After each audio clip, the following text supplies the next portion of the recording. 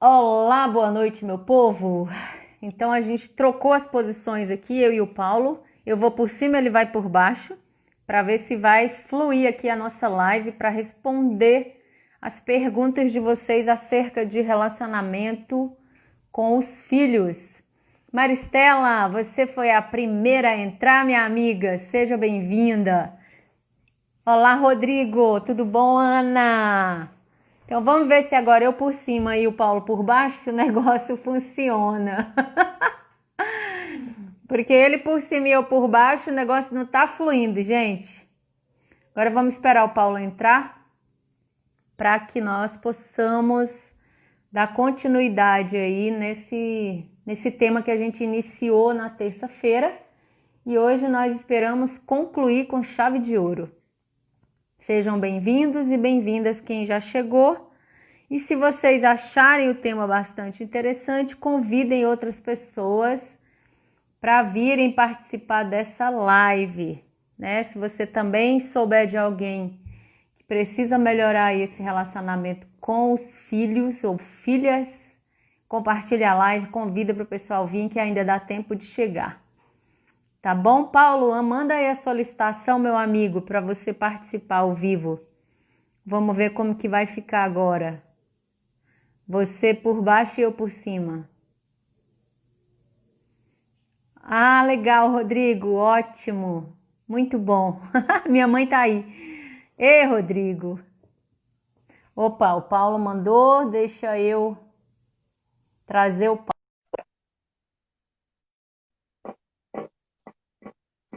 Estou aguardando. Oi? Opa, opa, opa. Opa, eu tô te vendo. E Olha. aí? Não tem jeito, tem alguma coisa errada lá. Você tá vendo que a energia flui dentro da visão tântrica? É assim, a mulher fica por cima e o homem por baixo, porque a mulher sustenta e espalha a energia do homem. Olha que Isso é poder tem a ótimo. mulher. É desse Ai, que jeito. maravilha. Ai, É, mulheres, que exato. bom. Eu gosto dessa É. coisa do tântrico, viu? Ah, eu adoro o Tantra. Eu sou, assim, uma estudante do Tantra. Adoro. Muito bom. É, aquele seu amigo, como é que ele chama? O Carlos, né? O Clayton. Clayton, né? Eu tenho seguido ele também, maravilhoso. É, o Clayton é massa mesmo. Tenho, estou achando, Ele, estou muito curioso para fazer um curso com ele também, uma vivência, quando for você vai. oportuno. E ele faz aí em São Paulo. Eles dão curso aí em São Paulo. É muito bom, viu? E eu Bom. eu recomendo o Tantra para todos os seres vivos, sexuados.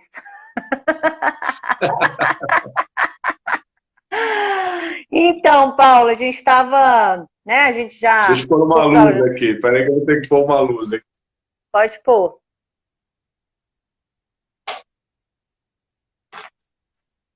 Tá Então, um meu pouco povo, escuro aqui. vocês vão aí escrevendo as perguntas que vocês tiverem acerca de relacionamento com filhos. Quem estava na live de terça-feira, né? Você vai dar vamos dar fazer uma síntese, né, Paulo, do Dá que uma nós tratamos pincelada, né? A gente podia dar na uma recapitulada isso, isso, no tema. porque daí a partir dessa síntese aí vai reavivando na memória das pessoas até alguma questão que de repente a pessoa tem e que não está lembrando agora, né? Uma dificuldade. Então você tem uma Sim. pergunta e eu tive uma percepção que se formatou hoje, na verdade. Eu já vinha com essa percepção há um tempo de observar aqui no meu laboratório, né, chamado Família, Filhos, Filhas, e daí eu tive uma percepção que depois eu vou compartilhar e que eu acredito que faça sentido. Se a gente tiver tempo, né, dependendo das perguntas, eu acredito que se der para a gente encerrar com uma meditação, será ótimo. Se tiver muitas É, perguntas, a gente deixa vamos a deixar meditação uns 5 minutos finais para isso, então. para uma meditação. A gente prioriza as Isso, respostas, né, se for possível. isso. Mas se der tempo, eu acho que é bem interessante também, porque eu acho que a gente agrega mais, né? A gente internaliza melhor quando a gente finaliza aí com uma meditação. Tá bom? Então Isso. você faz essa síntese aí, vamos começar? E o que eu tinha pedido para o pessoal para ir sintonizando, né, com o tema e olhando um pouco para para a relação com os pais, né? Eu, filho, olho para a minha relação com os meus pais, com o meu papai, e o que é que eu percebo, se está tudo bem, se faltou, se foi demais, para que a gente possa ir sintonizando com o tema e, e automaticamente deixar sentir. Também as mamães, os papais, também olhar para os filhos, né? E perceber, né, como está essa relação com os filhos, né? Está equilibrada? Está maior, está menor, quem está no lugar, quem está fora, qual é a sensação que eu tenho, para que a gente possa se organizando dentro da hierarquia, dentro das ordens do amor, e aí a gente vai começando a se perceber, né? Porque às vezes eu tô tão submisso que eu nem percebo, né? E isso pode ser com filho, pode ser com pai, né? Pode ser com avô. Então é importante para a gente se situar. Falamos do equilíbrio, é, falamos do equilíbrio entre as relações e do papel que cada um ocupa na hierarquia, segundo as ordens do amor PERT e também as ordens da ajuda, né? Falamos que é importante sempre que os que vieram antes têm precedência sobre os demais. Pais são sempre maiores, são sempre mais ricos, são sempre mais poderosos do que filhos. Filhos são sempre menores, são sempre empobrecidos, né? E às vezes os filhos querem mandar nos pais, às vezes os filhos querem comandar a vida dos pais e também comandar a vida de todo mundo, né? Então às vezes aparece um filho aí que quer ser o alfa e ele quer comandar toda a família. Então o quanto isso traz de desequilíbrio na família, o quanto isso muitas vezes impede o sucesso do próprio filho, né? A caminhada, o relacionamento, o quanto isso deixa emaranhado e muitas vezes acaba trazendo consequências, né, para o sistema de toda a família, né? Eu achei É, muito... Fala alguma coisa também, se você quiser. eu tô deixando você concluir. Tá tão legal te ouvir. É, Uhum. e foi interessante, né, porque eu, como terapeuta, psicólogo infantil, né, especializado em crianças, bem jovens, bem pequenininhas mesmo, tenho muitas histórias, né? E uma até ontem uma amiga nossa, inclusive, me ligou, né, para conversar, para me fazer uma pergunta, como é que ficaria? E eu lembrei da história, né? E eu acho que eu vou iniciar com essa pergunta, e aí a gente vai embora, que eu estou sentindo aqui que está pertinente, né? Então, Então ela me sim. perguntava, que é uma coisa muito comum, né? Como é que fica o avô em relação ao neto, né? E aí eu não entendi no primeiro momento, falei para ela, olha, me liga, porque eu queria entender melhor o que que você quer saber, né? Na hierarquia, né? Como é que fica o avô em relação ao neto, né? Então eu tenho o avô, eu tenho o pai e tenho o filho do pai, né? Que é o neto. Então, o que eu penso também e traz muito para a psicologia é manter essa hierarquia, né? O pai do filho é responsável pela criação, pela educação do filho. O avô é responsável pelo pai, né? Pelo filho dele. E aí, se ele interfere também diretamente com o neto e desautoriza o pai, eu entendo que isso também causa um desequilíbrio muito grande na prática do sistema e do ponto de vista emocional também muito forte, né? Então, tem muitas famílias que moram com os avós e que os avós interferem demais na educação e acabam saindo do lugar, né? Passando por cima do filho, que é o pai da criança, né? Do neto, e muitas vezes isso acaba trazendo um desequilíbrio também. E eu achei muito bárbara essa pergunta, né? E aí eu recordei um senhor que eu conheci aqui há uns 20 anos atrás, o seu Madureira, que trabalhava num supermercado aqui, e eu era recém-formado, e ele falava para mim assim, eu sempre falava para ele assim, vô estraga neto, né? E ele falava assim, ah, não estraga não, eu vou te contar uma coisa, né? Ele falou, o avô, ele tem uma satisfação dupla ou tripla, né, quando nasce o neto.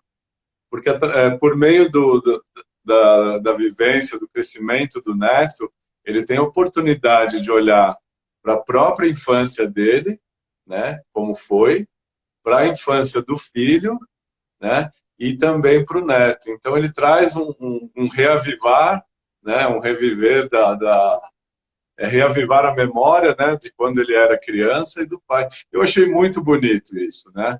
Então eu até parei de falar que avô estraga, né? Porque o avô é sempre muito carinhoso, né? E às vezes a gente se depara com coisas que às vezes os pais falam: minha mãe nunca fez isso para mim e faz tudo para o meu neto, né? Então ela tá lá para fazer para o neto, ela tá lá para ser avó legal, para ser o avô legal. E não tem nada de errado com isso, desde que os avós respeitem, né, o que os pais falam. Então eu sempre costumo dizer, pai e mãe precisa estar do mesmo quadrado, no mesmo lado, direcionando para um só lugar, né? E quando isso tem divergência, a gente volta naquela coisa lá do desequilíbrio, né? O pai fala A, a mãe fala B, a mãe fala C, o pai fala D. E aí o pai fala alguma coisa, às vezes o avô interfere, também não. Então, assim, quer colaborar com o seu neto, quer colaborar com a sua família, quando a mamãe disser que é para fazer ou não fazer, a mamãe te ama, ela sabe o que é melhor para você, faça o que ela está pedindo. E o avô também, quando o Legal. pai ou o filho vê, é a mesma coisa. Faz o que seu pai falou, porque ele sabe o que é melhor para você, porque ele te ama.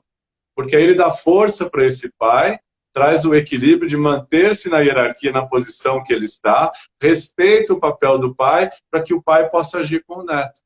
E o avô precisa dar essa força para esse pai criar o neto. Lindo isso que você está trazendo, Paulo. E me veio uma imagem enquanto você foi falando. E eu vou É, compartilhar essa imagem porque ela vai sintetizar. Olha só.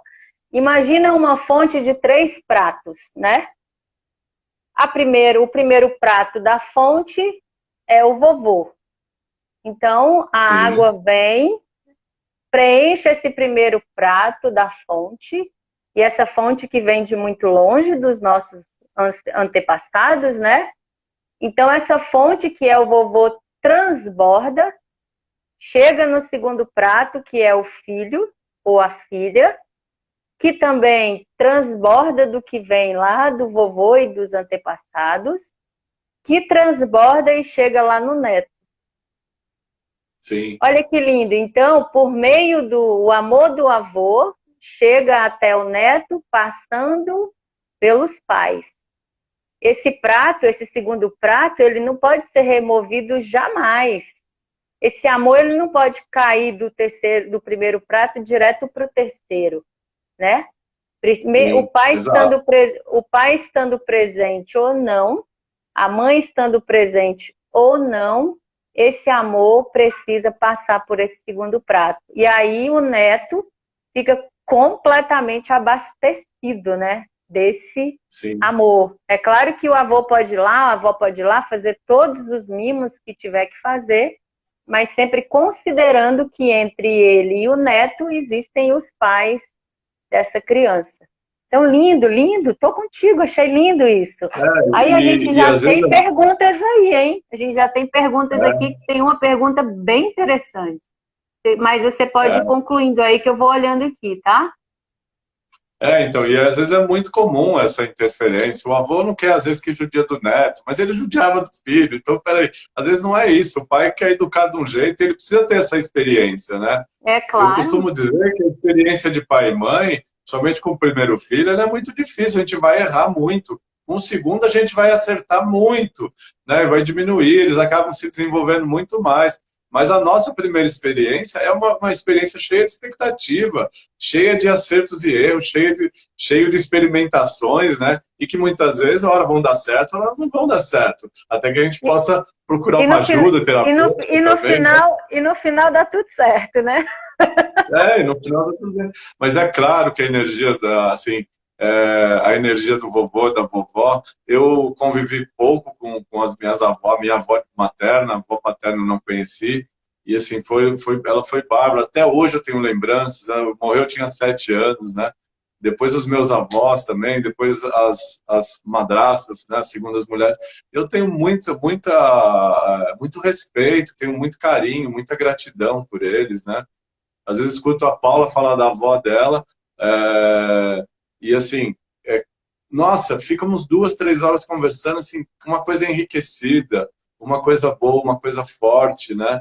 É, e então, assim, sempre traz muito amor, traz muito carinho, traz muito zelo, né? Então, é sempre muito importante isso, né? Sim, sim. Aqui tem que estar falando aqui muitas Então, vezes, quando o pai ignora o filho, o avô procura compensar.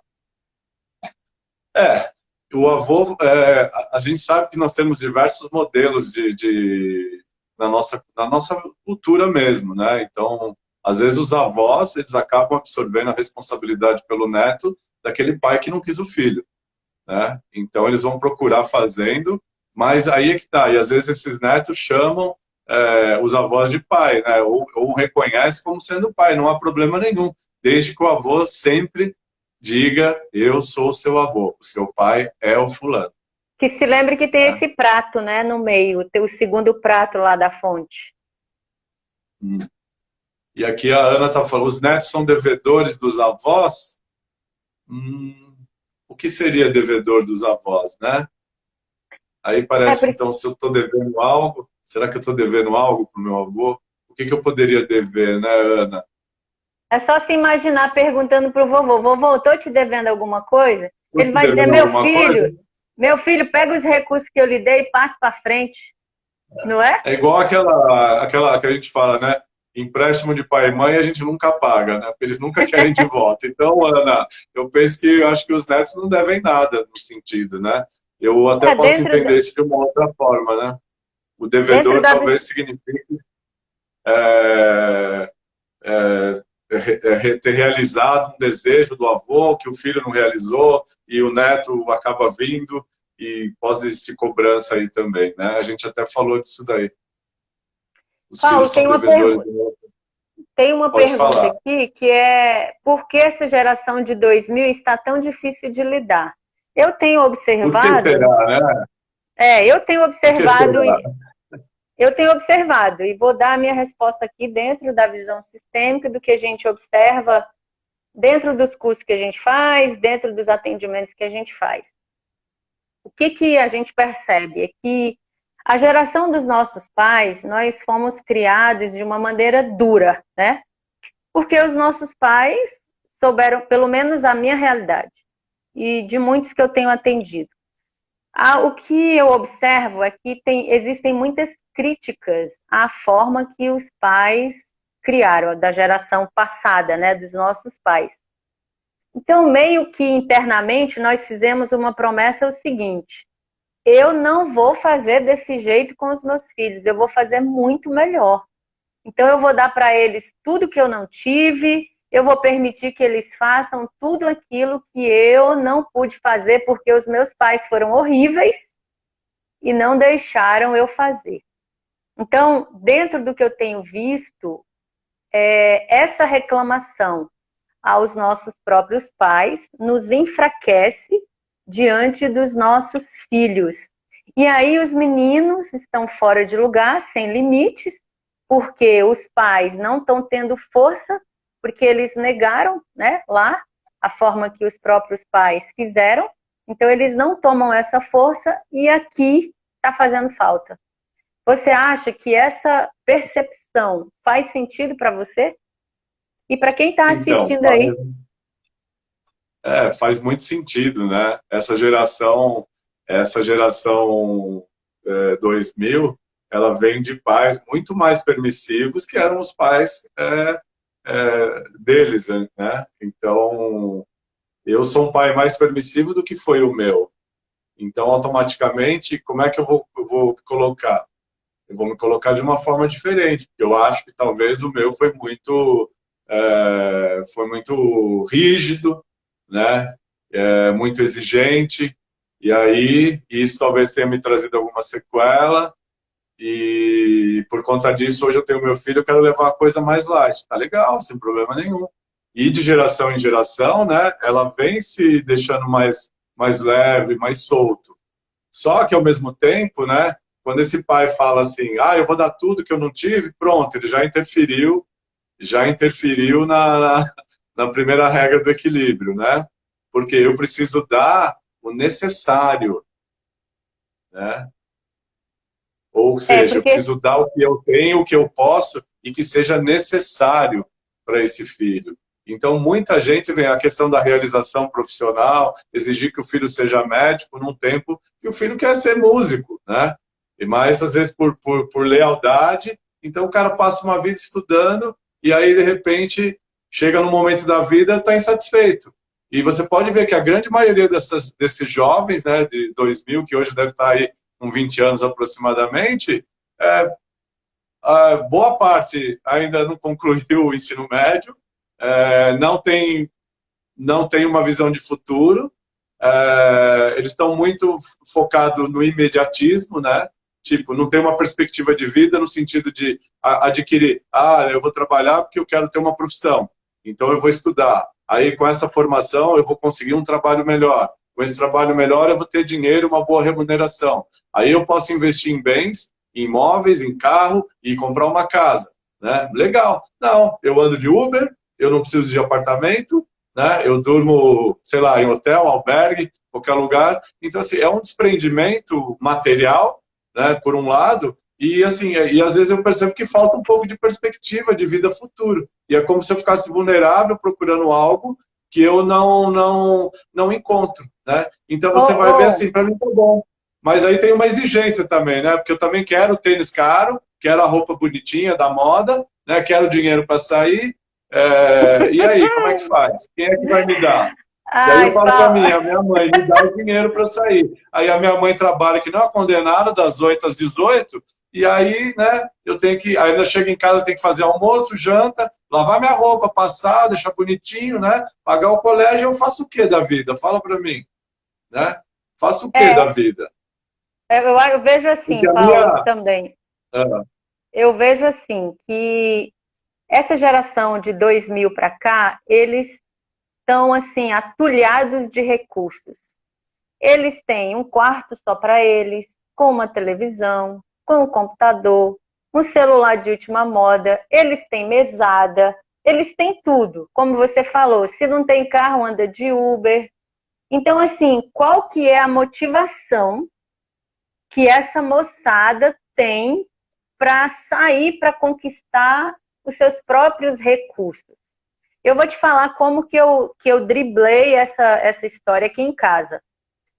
Primeiro, vocês podem concordar comigo ou não, gente, mas assim, o que eu tenho observado é que aqui tem funcionado, sabe?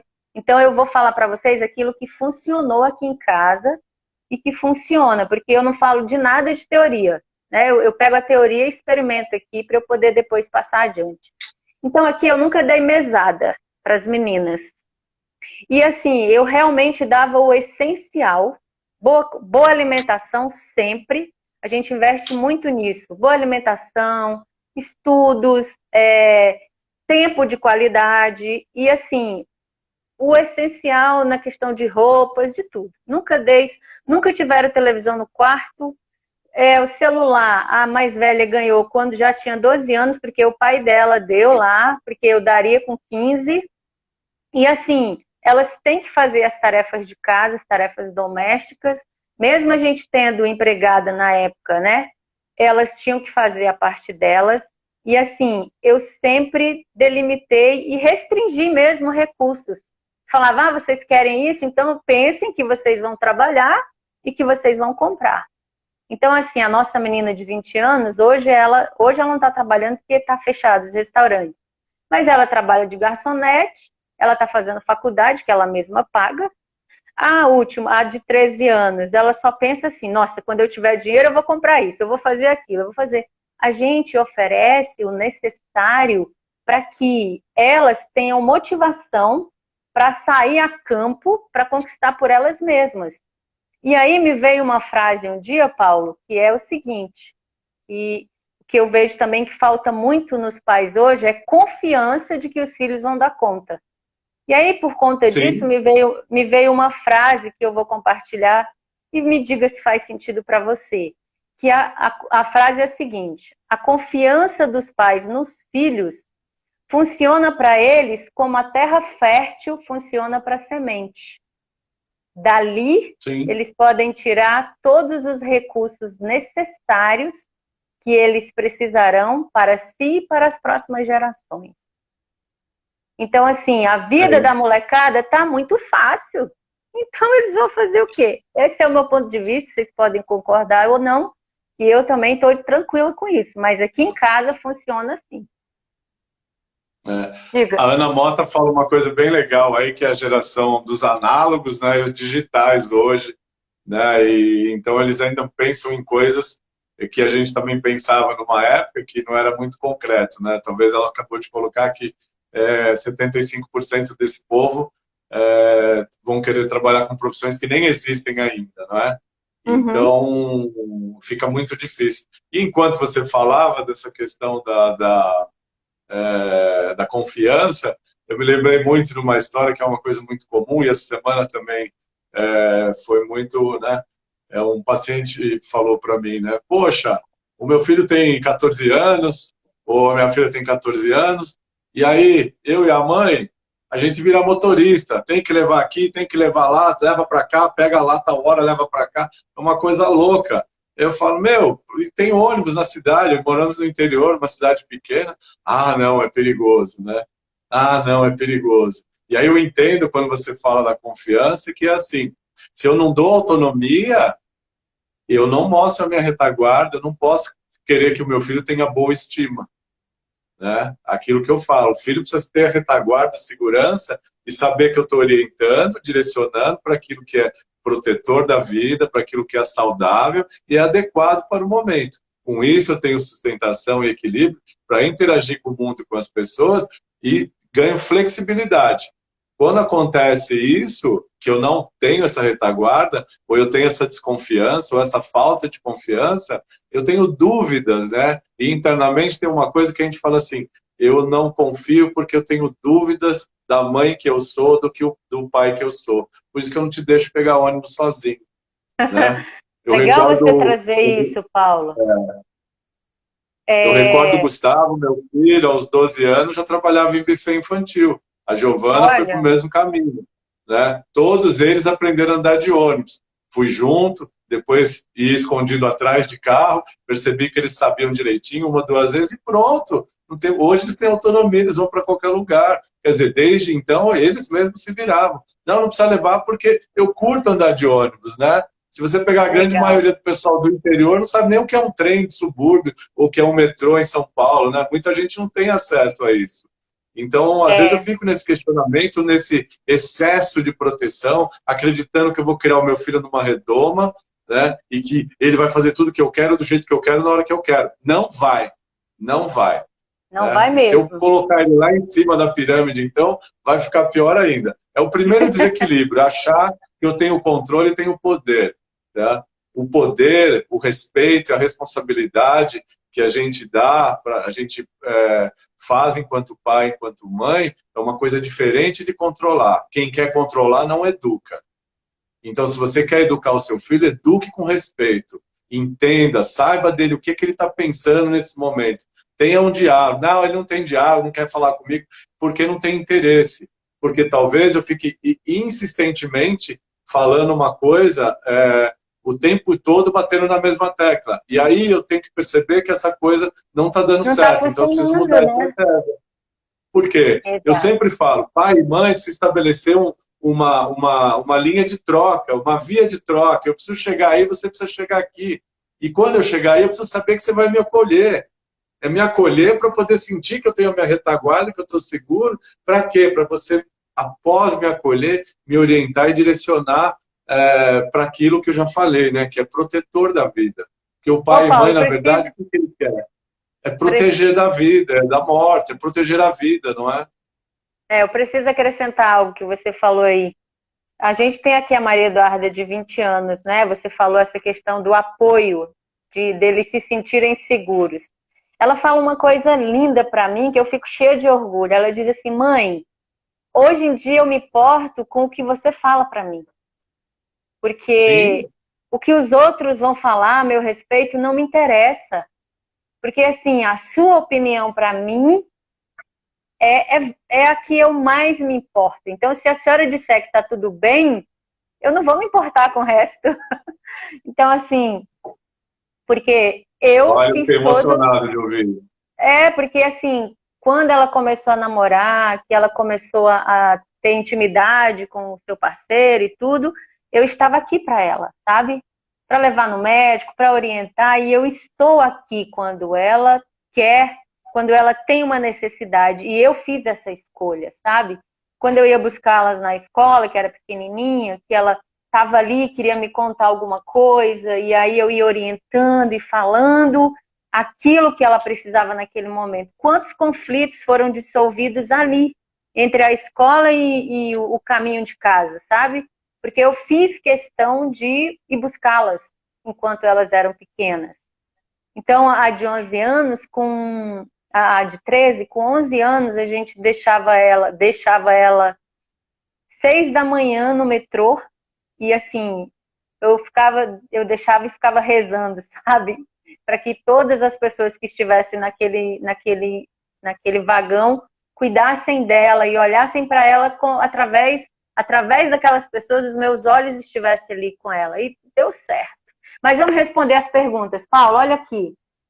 Então, é legal você falar isso e eu lembrei também de outra coisa, né? É que nem assim, a mãe, ela pode ser amiga, mas primeiro ela precisa ser mãe. Então, às vezes tem Claro. uma outra coisa que a gente fala assim, eu sou amiga do meu filho, eu sou amigo do meu filho. Sendo amigo, você só é amigo. Sendo pai ou mãe, você é tudo. É amiga, confidente, é parceiro, sabe? É tudo. Então, assim, nunca percam ou descaracterizem do seu papel real. Eu sou a mãe primeiro, eu sou o pai primeiro. Sendo isso um e outro, ou sendo o pai, sendo a mãe, eu posso ser também qualquer outro atributo. E Eu isso é digo que muito a bom mãe, quando acontece isso, quando a eu gente se digo, coloca. Então, primeiro eu sou a mãe, depois eu sou amiga, depois eu sou confidente. eu digo que a mãe é o vaso que cabe todas as outras funções dentro, Sim. né? Então é isso. Paulo, tem uma pergunta aqui da Valdete que ela diz o seguinte: vocês acham que Ela gostamos falou mais aqui. de um filho que do outro? A minha filha mais velha, 34 anos, me cobra isso em relação à outra mais nova. Valdete, essa é a pergunta que a nossa menina menor me faz o tempo todo. Mãe, você gosta mais da Duda do que de mim? Você gosta mais dela? A mãe gosta mais de um filho que de outra? Eu vou dar o meu ponto de vista aqui. O Paulo também dá o dele. Eu vejo assim que existem momentos aonde a gente está com um entendimento melhor com determinado filho do que com a outra. E isso tem muito a ver com a postura de cada uma. Porque às vezes você tem uma postura, tem um filho que tem uma postura de muito desafio, né? Ela vem para te desafiar e esse desafio normalmente ela quer te mostrar algo que você ainda não olhou e acaba que pode ter uma relação ali mais conflituosa e mais difícil. Mas assim, amar uma filha mais do que a outra, eu não vejo isso, né? Pelo menos aqui dentro da minha relação com as meninas. Eu amo as duas assim, mas são pessoas diferentes. Então a gente pessoas diferentes, exigem de nós comportamentos diferentes, né? Cuidados diferentes, conselhos diferentes e uma postura diferente. A minha postura diante da mais velha, ela é uma postura totalmente diferente do que é para a mais nova, porque cada uma exige uma mãe diferente. Então a gente não é a mesma Sim. mãe para cada filho, né? Assim como você não é o mesmo pai para cada filho tem um pai diferente. Cada filha tem uma mãe diferente. Então, esse é o meu ponto Até, de vista agora. até porque o Pode falar. olhar deles para nós também é diferente, né? São duas pessoas que olham para nós diferente, né? Eu sugiro até que essa mãe ou quem tem esse tipo de coisa em casa, num momento, sabe, coloque o seu filho na mão direita e o outro na mão esquerda, né? E veja qual pesa mais, para ver se há diferença de peso, para ver se tem algo que chama você aí nesse momento, né? Porque às vezes, mãe, quem poderia responder se há diferença ou não é a própria mãe, é o próprio dia a dia. O que será que essa mãe tem feito para que esse filho possa trazer esse questionamento? Não é? E a gente sabe, sempre tem. Eu sempre vou falar uma coisa aqui, não sei se meu irmão está aí, minhas tias, mas o Marco, meu irmão mais velho, ele sempre é o Marquinho, né? Ele sempre foi o Marquinho da mamãe. ele brinca comigo, tudo. A gente tem isso super saudável. Mas assim, Marquinhos chegou, aquela coisa, né? Então a gente também pensa nisso. Também. Será que a mamãe gosta mais? Não, gosta igual. No É, coração é igual. Não ó, vejo distinção. Um filho é mais difícil, o outro é mais fácil. Às vezes a gente fica com mais raiva, às vezes fala, putz, esse cara parece que não vai, essa mina parece que não vai. Mas assim, no coração, o peso é igual. Então, mãe, no teu coração, veja nessa balança se esse peso está equilibrado. Tem Paulo, mais olha, perguntas? eu tô olhando aqui, só concluindo aí, ó. Minha mãe teve 9 filhos. Eu achava que ela amava os mais velhos mais do que eu, né? Que já vem lá da ponta, né? Eu falava, a mãe já tem esse tanto de filho, ela não vai sobrar amor para mim, não. Até que depois eu descobri que a mãe ama cada filho de uma forma diferente. Eu tive, ó, meu irmão mais velho, ele teve uma mãe que eu não tive, porque para mim ela olhava diferente, né? Era um outro olhar, era uma outra necessidade, e era uma outra demanda. E a mãe também, ela reage de acordo com a postura do filho diante dela, né? Sim, Qual que é a postura que o filho tem diante da mãe? Ela pode amar, mas se é uma postura de reclamação, de cobrança, de ingratidão, de se colocar maior que a mãe, essa mãe, esse amor, ele vai ficar um pouco escondido, porque ela tem que estabelecer uma barreira com relação a esse filho ou essa filha, para que ela não passe por cima dessa mãe. Então, a reação da mãe tem muito a ver também com a postura do filho ou da filha diante dela. É uma coisa que eu tenho sim. observado, né? Então vamos E ver aqui o evitar que que os tem. desafios, né? Essas oposições, né? Às vezes a gente nunca sabe. Você pega uma família volumosa, né? Com muitos irmãos, os mais velhos, é claro que eles têm uma atenção maior, porque muitas vezes eles trazem o sustento para dentro de casa. Então a mãe dedica um Sim, tempo ali, até uma condição a mais, para quê? Para que eles se sintam bem, para que eles se sintam fortes, para que eles tenham energia para continuarem trabalhando, né? é, E então é importante a gente tá olhando para isso também. Assim como o pai que tem dificuldade, às vezes vai compartilhar a refeição e deixa uma quantidade de comida maior para esse pai, para quê? Porque ele precisa estar forte, ele precisa ter energia para trabalhar, para se manter, porque senão a família quebra, a família vai morrer, né? olha aqui que Alguém falou de interessante. gêmeos aí? Você tem Gêmeos, uma pergunta de gêmeos? eu não vi essa ainda não. Só tem uma aqui que ela fala assim: nossa, eu dei tanta autonomia e fui tão permissiva, achava até que o problema era esse. Só que existe uma coisa, e o Bert Helling Sim, traz lindamente para gente: o amor ele precisa estar dentro de uma ordem. Então, conhecer sim. essa ordem, conhecer essas leis que o Bert Helling traz para gente dentro dos relacionamentos, eu digo que é um GPS. Porque às vezes você dá. Igual você falou, o que tanto você está dando? É preciso saber. Então, o amor, o Bert diz assim: que a ordem é um vaso, o amor é a água. Então, o amor ele precisa estar nos limites dessa ordem, É. né? Porque às vezes a gente E dá demais. permitir isso. E a permissividade não é autonomia. Se eu permito, muitas vezes, eu não estou dando autonomia. Às vezes eu estou me isentando de uma responsabilidade. E às vezes pode ser até uma falta de retaguarda mesmo de segurança. O que eu falo de autonomia é atribuir pequenas, né, desde lá de 3, 4 anos, pequenas atribuições dentro da rotina para que a criança se desenvolva, para que o jovem se desenvolva, para que ele se sinta útil, se sinta importante, se sinta reconhecendo, fazendo alguma atividade, que seja nem tirar o lixo do banheiro, né, uma vez por dia, né, ou trocando a comida do cachorro, mas para quê? Para que ele se reconheça como fazendo isso, e ele tenha ali o reconhecimento da mãe, e ele se sinta alguém útil, né, que já sabe fazer alguma coisa. Como botar o meu achocolatado no copo, fazer o meu leite, depois eu ensino a esquentar no micro-ondas. Então, isso é o da autonomia. Eu ensino a fazer algo, para quê? Para que eu me comprometa e tenha responsabilidade, e automaticamente eu vou me desenvolvendo, né? Porque Que tudo precisa é, estar em muito equilíbrio. E a permissividade também, como com excesso de controle, ela também precisa de equilíbrio, não é?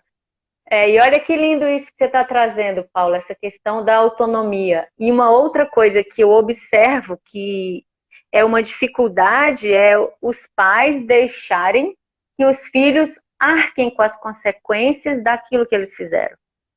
Então Sim, é uma das coisas que eu observo que mais prejudica a criança. A criança, ela precisa saber que se ela fizer aquilo, aquilo tem consequência. E tem que ser imediato, porque senão ela não vai entender, né? Tem que ser exato. ali.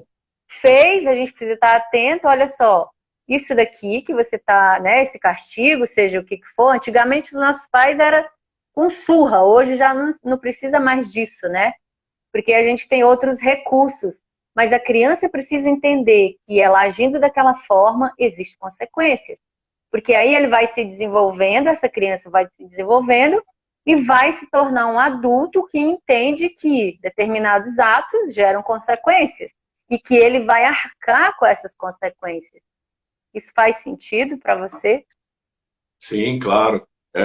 E quando arco com as consequências dos atos, assume-se a responsabilidade pelo feito, e quando eu assumo a responsabilidade pelo feito, eu tomo a autonomia de ter feito errado e ter pago o preço que foi por aquela ação, né? Então, isso também eu preciso me responsabilizar. E quando eu me responsabilizo, automaticamente eu me torno autônomo, não é? E Então, é eu bem tô importante. e eu Tem acabo uma, que assim, aqui tem uma pergunta essa dos gêmeos, e quando você tem filhos gêmeos, é essa? Porque é o que eu tô vendo aqui, eu não sei o que você tá vendo aí. Tem a do Gêmeos, tem uma outra da mãe que falou que tem dificuldade de dizer não, né? Então, Ah, essa é uma outra coisa. Eu vou até emendar essa, depois a gente pode falar do Gêmeos. sim. Essa dificuldade de dizer não, muitas vezes, é porque a gente costuma dizer uma coisa que é assim, não porque não. Ah, eu não posso ir sair com as minhas amigas, não. Por quê? Porque não. Não porque não, não tem sentido algum. É claro que eu vou ficar com raiva de você, né? Mas se eu puder dizer o não e disser a minha justificativa para esse não, né? Quem sabe esse não ele seja melhor compreendido e também aceito, né? Então, a Maria quer sair lá com as meninas e quer chegar tarde, ou o lugar não é legal. Então, eu vou dizer: olha, eu não gostaria que você fosse, porque eu entendo que aquele lugar não é legal para você e eu me preocupo como você vai estar quando estiver lá. Assim é com o coleguinha que às vezes a mãe já comprou, que tem uma ideia ali que não é legal. Assim tem a ver com horário. Assim tem a ver com qualquer outra coisa que você fazer. É não para este momento, não para esse produto, não porque eu entendo que isso não eu não vou me sentir segura. Eu acho que ali não é o lugar adequado para você, porque frequenta tais e tais, e eu não vou me sentir bem que você esteja lá. Né? Então, assim, eu posso dizer para o meu filho a razão pela qual eu estou dizendo não a ele, né? Porque é a minha percepção também. E se ele Sim, eu pode entender sempre. também, a minha mãe tem uma certa preocupação, então, para que ela não tenha essa certa preocupação, eu preciso tranquilizá-la. Então, eu posso falar: não, mãe, então vamos fazer assim, eu vou, não fico até tal hora, se eu mudar de lugar, eu aviso, né? Mas isso não acontece, né? Uma outra coisa que assim eu sempre tive muito na minha adolescência, vou dar um exemplo meu aqui, né? É, e nem tinha telefone, mas ligava para a vizinha e avisava: ó, fala para minha mãe que eu estou na casa do fulano, eu vou dormir, volta amanhã cedo. Ela ficava brava, claro, né? Mas assim, eu toda vez que se eu estava num lugar, ela podia me procurar lá que eu estava lá. Se eu dissesse que ia a algum lugar, eu estaria naquele lugar. Se eu mudasse daquele lugar para outro, eu informaria: olha, mãe, eu não estou mais aqui na casa do João, nós estamos para a casa da Maria, sabe? Então, É muito isso é uma legal. coisa que os filhos não fazem, né? E os pais ficam É, enlouquecidos. Outra coisa é dizer que vai a um lugar que não vai. Porque se acontece alguma coisa, onde eu vou te achar? Depois acontece o que aconteceu com a Adriane Galisteu, que falou que ia na casa da amiga, estava lá em Ubatuba, perdeu o pai, não pôde ir no enterro porque ninguém localizou ela. Entendeu? Então também tem uma coisa aí que aconteceu que a gente fica. Então, assim, fala a verdade, sabe? A verdade é o melhor remédio para que a gente se situe melhor na relação. Porque quando eu falo a verdade a primeira vez, eu posso defender essa verdade, ela pode me equilibrar diante de qualquer sintoma, de qualquer desavença, isso pode ajustar. Agora, quando eu minto, quando eu omito, quando eu me coloco numa situação de não verdade, o que acontece? O tempo todo é como se eu não me sentisse bem. Então, é claro que os pais percebem, é claro que os pais sabem quando está bem, quando não está. Né? A gente tem aquele instinto materno e paterno de saber que as nossas crias, como estão e como não estão, não é? E sabe uma coisa que eu percebo também, Paulo? Às vezes nós, pais, temos muita dificuldade em frustrar os nossos filhos. Né? E o próprio Bert Helling diz o seguinte, que os filhos só crescem quando nós, pais, frustramos as expectativas deles. Chega uma hora que a gente precisa dizer não. E a gente precisa sustentar esse não. Então, como que eu digo não aqui para as meninas? Eu mostro para elas que eu estou olhando para elas. Eu digo não, não é por mim, porque eu não preciso delas nesse sentido. Mas, assim, é o cuidado que eu tenho com relação a elas. Que eu falo o seguinte, olha só, esse caminho que vocês estão percorrendo, eu já percorri. Eu sei Sim. aonde isso pode levar. Então, se você pode aprender através do que eu percorri, tá tudo certo. Mas eu estou olhando para você. Então, assim, aqui a nossa menina namora, ela tem 20 anos. Então, eu falei para ela o seguinte, 11 horas você esteja em casa. Mãe, mas 11 horas é muito cedo, por que isso e por que aquilo, e veio falando um monte de justificativa. Aí eu fui conversar com ela, né? Eu falei, filha, ficar 11 horas, depois das 11 horas na casa do seu namorado não é legal para os pais dele, não é legal para mim, que vou ficar aqui, vou estar esperando você chegar, ou não. É perigoso na rua, você é uma moça. Então, assim, independente dele vir te trazer, mas, assim, existe um horário que a gente pode ficar na casa das pessoas. Então, assim, acaba que você vai ser uma visita não muito, né, muito agradável. Então, assim, você precisa olhar para todo o sistema, você precisa olhar para os pais dele, você precisa olhar para os seus, aonde é que você está se movimentando. E aí pergunta, Claro. eu vou dormir, Paulo, tem dias que eu nem espero ela chegar, eu só digo o seguinte, 11 horas. E aí dela se não chegar, porque ela sabe que se ela não chegar, tem consequências, ela não vai no outro Claro. dia. Porque a minha casa, eu deixo muito claro para as crianças aqui, essa daqui é a minha casa com a do meu marido, vocês moram aqui. A casa também é de vocês, porque vocês nasceram aqui, são nossos filhos. Mas vocês vão mandar lá na casa de vocês quando vocês tiverem construir o seu próprio ninho. Então aqui Precisa haver regras, né? é tipo assim, minha casa, minhas regras. Não tem aquela casa, minha vida, né? Que é um programa do governo. Aqui em casa é assim, minha casa, minhas regras. Às vezes elas questionam, eu falo o seguinte, quando for os filhos de vocês, vocês deixam eles fazer do jeito que vocês quiserem, mas as filhas minhas vão contar aqui na minha cartilha. E aí já me criticaram que eu sou muito dura e tudo. Mas, Paulo, as meninas, as nossas meninas, elas são maravilhosas. Elas podem ir em todo lugar desse mundo que elas sabem se comportar. E pergunta se elas são traumatizadas. Nem isso daqui, ó. Tem nada de trauma. A gente sabe, tudo flui bem, porque existe ordem. Eu tenho a Tá? minha também com 20 anos, que mora sozinha, faz faculdade fora, né? E também na mesma coisa, já sabe, tem discernimento, não é? Em É, relação ao gêmeo, o que vamos falar dos gêmeos, né? o que a gente falou é que, mesmo sendo gêmeos, cada um tem a sua individualidade. E para cada um dos Sim, pequenos é uma mãe diferente, não tem jeito, não é, é? e É, os gêmeos são importantes, né? Eu sempre, quando penso no gêmeo, eu lembro da minha irmã gemelar, que eu descobri nas constelações e, na, e no mapa astral, né? Mas é sempre importante, cada um é um, né? Antigamente tinha aquela coisa de vestir tudo igualzinho, bonitinho, né? E aí depois hoje tem muita gente, muitos educadores, né? Alguns psicólogos também. Eu penso que cada um reage de uma maneira, né? Eu tenho pessoas próximas que têm gêmeos e eu acho legal quando cada um tem respeito à individualidade, né? Então aos poucos eles vão se desenvolvendo, vão tendo apesar da similaridade, eles vão se desenvolvendo de outra forma, né? Então também são pessoas que vão pensar diferente, vão ter gostos diferentes. Então a gente precisa ter essa sensibilidade para poder trazer um equilíbrio a todos, né? Não é porque um quer, o outro quer. Às vezes eu preciso Agora tem uma colocar coisa, para dar um equilíbrio, não é? tem algo que o Bert fala sobre gêmeos, né? Ele diz o Sim. seguinte, que, por exemplo, uma mulher, quando ela casa com um gêmeo, ela tem que entender que ela está casando com os dois. É, Porque a relação dos dois é o que existe de mais profundo. Então, a relação sim. entre os gêmeos ali é algo até inexplicável, né? Eu tenho primos gêmeos que, assim, os dois trabalham no Banco do Brasil, os dois casaram na mesma época, os dois se separaram na mesma época. É uma coisa, assim, sabe? É muito profundo. Paulo, tá acabando aqui a nossa live.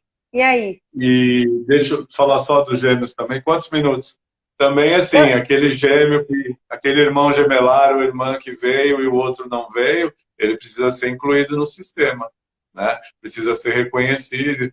Então, o papai e a mamãe que, né, já teve uma situação de gêmeos, ou um vingou, o outro não, ele também precisa fazer parte do sistema. E na ordem que chegou, primeiro, segundo, né, precisa ser reconhecido dessa forma, porque todos fazem parte, não é? é interessante esse do gêmeo que pergunta assim: quem é o mais velho? Aquele que nasceu primeiro, É. não A é? Paula, por exemplo, ela é trigêmea, né? Trigêmea. A Paulinha é trigêmea. Então, você A imagina, sua os Paula? primeiros casos. Ah, não, a sua não é Paula, A é minha Ana. Qual? Paula, É a sua é Paula, a Ana né? Paula também, né? É Ah, trigêmea. Então, você imagina. É um aí, barato, eu adoro. aí conta. Aqui nasceu primeiro, aqui nasceu segundo e aqui nasceu terceiro. É, isso. Fala da sua percepção aí. Ah, tá. Não Só sei para como é que tá fechar. o Então a tempo. gente fala da percepção e deixa a meditação para depois. Porque assim, às vezes a gente tem muita dificuldade com um filho específico. E o que eu observei na minha prática do meu laboratório? Que esse filho que traz mais dificuldades, na verdade, ele traz algo que muitas vezes nós não gostamos em nós mesmos. Às vezes é uma dificuldade que nós ainda não, nós tivemos e ainda nós não reconciliamos isso dentro de nós. E eu vou confessar que eu tive muito problema na adolescência, de relacionamento. Foi quando eu saí de casa, né, que minha mãe me mandou para cá, para Brasília, me trouxe. Então eu perdi totalmente o referencial, né, de morar com pai, com mãe, e morar com irmão. Então a minha vida virou uma bagunça. E com 12 anos, a partir dos 12, as nossas meninas, quando elas entraram nessa fase de 12 anos, eu fiquei completamente perdida. Então, todos aqueles meus demônios internos foram novamente acionados por conta da gente, de eu estar vivendo com elas aquele momento. Então, quanta coisa que eu não tinha olhado ainda para minha adolescente que as minhas filhas trouxeram de volta. E que eu É precisei verdade. olhar e curar em mim. E ainda estou nesse movimento, porque nós temos uma de 13. Então, reparem, observem. Se muita dificuldade que você tem com relação aos seus filhos, suas filhas, principalmente mãe com menina e o menino com pai, se não é algo que você precisa olhar dentro de você que ainda não Isso. está resolvido, algo que você precisa acolher em você que você ainda rejeita, então o filho traz à tona. Então eu tenho É como se observado ele muito colocasse. isso. É um espelhamento. Na psicologia a gente chama de espelhamento. É como se eu colocasse um espelho na tua frente e você se visse ali, né, refletida a sua imagem. E aí Naquela causa muita fase. irritabilidade, causa muita irritabilidade. Então, às vezes eu olho para aquilo, me irrita, e o que é que eu faço normalmente? Um excesso de críticas abusivas, né, que muitas vezes causam um distanciamento da relação, né? E O na verdade excesso de você está crítica. Então, criticando você, é aquilo que você você ainda mesmo. não É, conseguiu acolher em você, aí seu filho traz para te ensinar a incluir, porque quando você incluir em você, você vai incluir no filho, mas aí você tem que fazer o seguinte, aprender a incluir no filho para poder incluir em você. Eu acho esse sim. movimento lindo da vida, sabe? Então percebe o que é que você está fazendo, o que é que esse moleque te irrita tanto se ele foi gerado por um ato de amor, né? Tudo nessa vida é um ato de amor. Então, assim, a gente precisa pensar sempre nisso. É um ato de amor. E às vezes causa muita polêmica, porque quando a gente tem uma visão sistêmica, às vezes aquela mãe que doa o filho porque ela não tem condição de cuidar, é um ato de amor, uma questão de proteção da vida. E muita gente, às vezes, critica essa mãe, né? A gente gosta muito dessa coisa, né? De julgar e condenar, né? Então, Apontar o dedo, né? então, a gente aponta o dedo. Então, assim, tudo é um ato de amor. E eu, para dizer aqui o fechamento, eu abri o Pensamentos a Caminho, do Bert Hellinger, e caiu aqui no reconhecimento. Eu abri antes de começar a live. Eu abri aqui, caiu no reconhecimento, amanhã eu vou postar para vocês, né? E o reconhecimento tem muito a ver com o que nós estamos falando desde terça-feira, né? Reconhecer os meus pais, tomá-los como foi, como é, como são, para quê? Para que a gente se harmonize. Não é mais nem menos, ele é o que é. A gente recebe aquilo que eles têm possibilidades, que eles podem nos dar. E muitas vezes não é o que a gente quer. E quem recebe demais, olha, trata de frear também, porque a gente, quando recebe mais que o necessário, também se desarmoniza. E também, Paulo, só para concluir aqui a minha fala com relação aos filhotes, né? O filhote é metade mamãe e metade papai. Se o filhote está dando problema, está tendo dificuldade, muitas vezes tem a ver também com a forma que eu olho para essa criança e a forma que eu olho, se eu for a mãe, né? A forma que eu olho para o pai dessa criança. Porque se eu tenho críticas ao pai dessa criança, eu tenho críticas à metade dessa criança. Se eu sou o homem e eu tenho crítica, né, à minha esposa, à minha parceira, à mãe dessa criança, eu estou criticando metade dessa criança. E isso nem precisa ser verbalizado, a criança sente. Então ela vai reagir a isso de uma forma involuntária. Então o Bert diz, no caso de separação, ele orienta o seguinte: perguntaram para ele com quem que os filhos devem ficar em caso de separação. Ele diz o seguinte: com aquele que respeita mais o outro na criança. Ou seja, quando eu olho para aquela criança e respeito o que ela tem, que é igual àquele parceiro que eu estou me separando, aquela parceira que eu estou me separando. Então, quando você respeita isso na criança, ela pode ser ela mesma. Ela não precisa se tornar uma criança reativa à sua postura. Quando você, como o Paulo bem disse, né, olha para esse ato de amor. Essa criança ela não pode pagar a conta, por exemplo, do fato de você não estar bem com o pai dela ou com a mãe dela. Mas a criança é o resultado disso tudo, né? A criança é o resultado disso tudo. E a criança na família, ela funciona como uma antena parabólica. Ela capta tudo. Tudo. Sim. E né? Para aqueles que né, gostam de falar assim, que eu não quero ser igual a mamãe, eu não quero ser igual ao papai, eu vou dizer uma coisa para vocês. Vocês são exatamente iguais. Nós somos iguais, fazemos iguais. Então, quando você olhar para a mamãe, diz, eu sou igual a você. E é mesmo porque carrega dentro de você. E o papai é a mesma coisa. Não repele. E aquilo que a gente critica nos nossos pais é exatamente aquilo que nós vamos nos tornar. É só observar. Aquilo que a gente critica na mamãe é aquilo que a gente vai se tornando. A gente vai ficando igualzinho à mãe. Quantos clientes eu atendo que dizem assim, gente, eu critiquei tanto isso na minha mãe e eu estou fazendo igualzinho a ela. Exatamente igual. E como é que a gente pode ficar livre para fazer diferente? Quando a gente olha para a mamãe e diz assim, mamãe, dentro do seu contexto, você conseguiu fazer isso, tá tudo certo. Por favor, me abençoe se eu puder fazer um pouquinho diferente. E aí, no momento que a gente faz isso, a gente fica livre para fazer diferente. E nós temos 25 segundos. Encerre. Então, tá bom. E sempre dizendo, né? Obrigado, mamãe, por tudo que foi, por tudo que é. Obrigado, papai, por tudo que foi, por tudo que é. Obrigado por estarem aqui. Muito Obrigado porque obrigada. por a gente poder estar falando um pouco disso, né? Então agradeço.